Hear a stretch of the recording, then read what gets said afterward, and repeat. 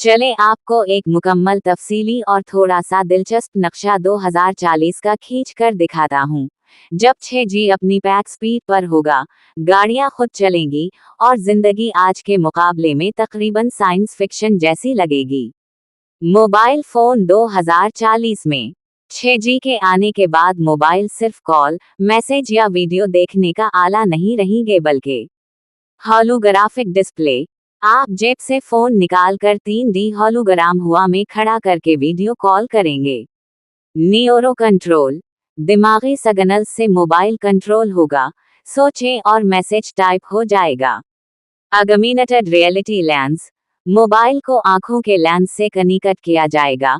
आप चलते चलते सामने मालूमात देख सकेंगे, जैसे रास्ता, तर्जुमा, मौसम वगैरह। मुकम्मल AI असिस्टेंट, जो आपका शेड्यूल, सेहत, काम, यहाँ तक कि आपका मिजाज समझकर फैसले करेगा। चार्जिंग खत्म, बैटरी की बजाय वायरलेस एनर्जी ट्रांसफर से मोबाइल चलता रहेगा। जैसे वाईफाई से डेटा आता है वैसे ही बिजली भी मिलेगी।